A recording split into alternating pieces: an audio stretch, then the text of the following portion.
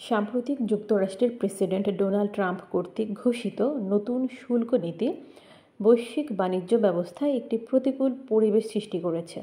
যুক্তরাষ্ট্রের বাজার বাংলাদেশে তৈরি পোশাক শিল্পের প্রধান গন্তব্য হওয়ায় নতুন করে আরোপিত শুল্ক রপ্তানি প্রবৃদ্ধি ও বৈদেশিক মুদ্রা অর্জনের উপর নেতিবাচক প্রভাব ফেলতে পারে। এ পরিস্থিতিতে বাংলাদেশ কী ধরনের কৌশলগত ব্যবস্থা গ্রহণ করতে পারে তা নিরূপণ করে একটি কৌশলপত্র প্রণয়ন করো। কৌশলপত্র: ট্রাম্প প্রশাসনের শুল্ক নীতি ও বাংলাদেশের রপ্তানি কূটনীতির কৌশল।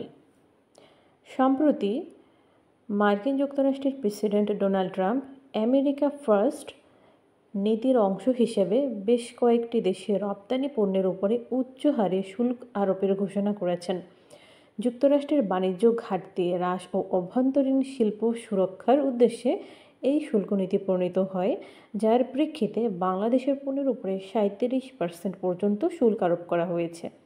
বাংলাদেশের জন্য বিষয়টি তাৎপর্যপূর্ণ, কারণ যুক্তরাষ্ট্রে বাংলাদেশের তৈরি পোশাক রপ্তানি আয় প্রায় $6 বিলিয়ন।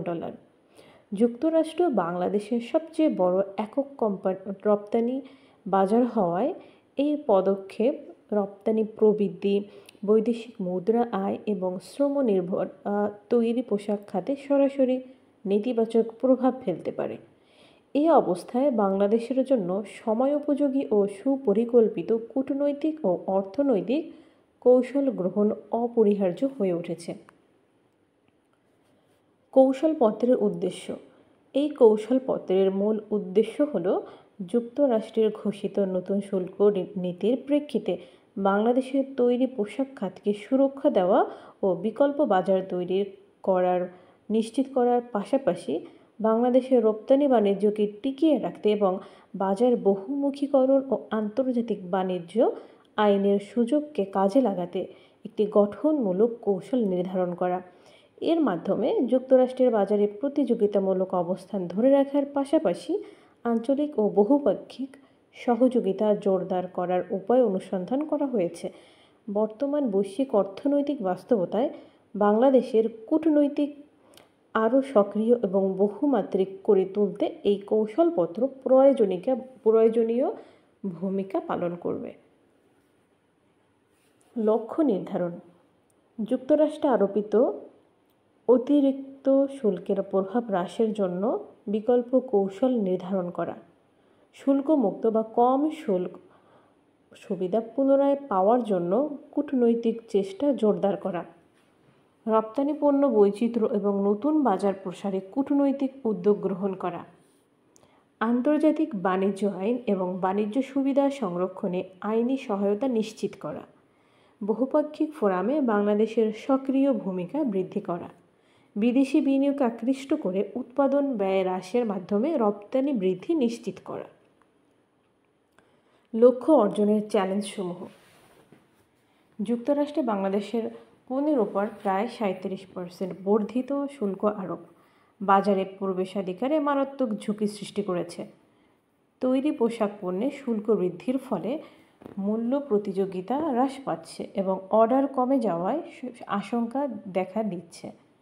চীন, ভিয়েতনাম এবং মেক্সিকোর মতো বিকল্প উৎপাদক দেশসমূহ আগ্রাসী বাজার কৌশল গ্রহণের মাধ্যমে প্রতিযোগিতাকে আরও তীব্র করে তুলেছে। জিএসপি সুবিধার অনুপস্থিতি ও দ্বিপাক্ষিক বাণিজ্য চুক্তির অভাবের ফলে বাংলাদেশ আন্তর্জাতিক বাজারে বিশেষ সুবিধা থেকে বঞ্চিত থাকছে। রপ্তানি পণ্যের বৈচিত্র্য সীমিত হওয়ায় নতুন বাজারে প্রবেশ ও বাজার পরিবর্তনের ক্ষেত্রে জটিলতা সৃষ্টি হচ্ছে। আন্তর্জাতিক অঙ্গনে দেশের পক্ষে জোরালো দাবি উত্থাপন ও উপস্থাপনায় পর্যাপ্ত দক্ষতা ও প্রয়োজনীয় প্রস্তুতির অভাব লক্ষ্য করা যাচ্ছে। এইগুলো হচ্ছে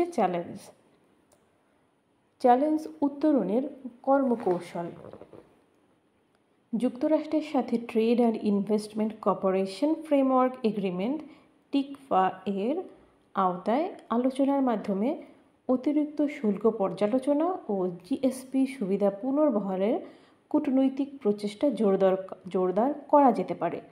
যুক্তরাষ্ট্র থেকে মূল্য সংবেদনশীল প্রযুক্তি নির্ভর যন্ত্রপাতি, মেডিকেল টেকনোলজি ও সফটওয়্যারের মতো পণ্য আমদানির মাধ্যমে বাংলাদেশের উৎপাদনশীলতা বৃদ্ধির পাশাপাশি বাণিজ্যে ভারসাম্য রক্ষায় ইতিবাচক বার্তা প্রদান করা যেতে পারে, যা শুল্ক আলোচনায় ইতিবাচক প্রভাব ফেলতে পারে।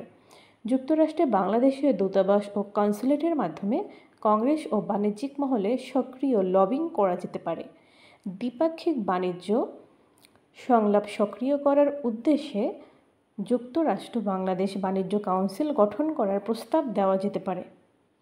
এটি দ্বিপাক্ষিক স্তরে নিয়মিত বাণিজ্য আলোচনা এবং কৌশলগত অংশীদারিত্বে সহায়ক হতে পারে। বাণিজ্য বৈচিত্র্যকরণ পরিকল্পনার অংশ হিসেবে পোশাক খাতের বাইরে ইলেকট্রনিক্স, ঔষধ ও কৃষি প্রযুক্তি নির্ভর পণ্যে রপ্তানি বৈচিত্র্য আনার উদ্যোগ গ্রহণ করা যেতে পারে।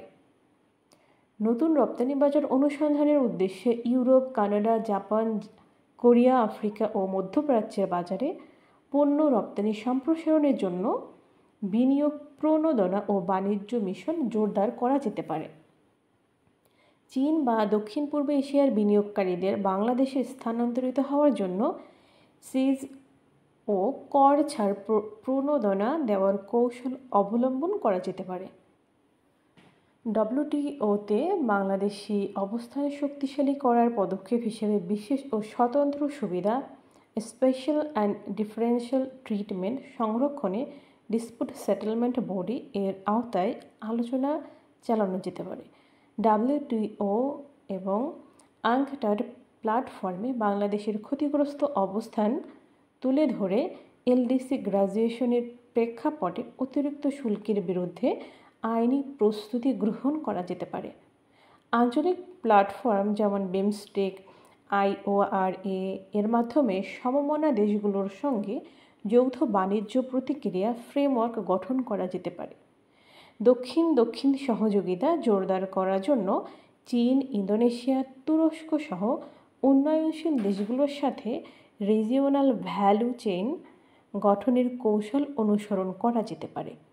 যুক্তরাষ্ট্রের নতুন শুল্ক নীতি বিশ্ব অর্থনীতির গতি পরিবর্তনের সম্ভাবনা সৃষ্টি করেছে, যা বাংলাদেশের মতো যুক্তরাষ্ট্রে রপ্তানি নির্ভর অর্থনীতির জন্য চ্যালেঞ্জ স্বরূপ। এই বাস্তবতায় বাংলাদেশের পক্ষ থেকে দ্রুত ও কৌশলগত পদক্ষেপ গ্রহণ অপরিহার্য, যাতে দেশটি বর্তমান অবস্থানে টিকে থাকতে পারে এবং সম্ভাব্য নতুন বাণিজ্য সুযোগ কাজে লাগাতে পারে। আন্তর্জাতিক বাণিজ্য কাঠামোর সুবিধা গ্রহণ ও কূটনৈতিক সক্রিয়তা বৃদ্ধি ছাড়া বর্তমান শুল্ক নীতির প্রভাব প্রশমিত করা সম্ভব নয়।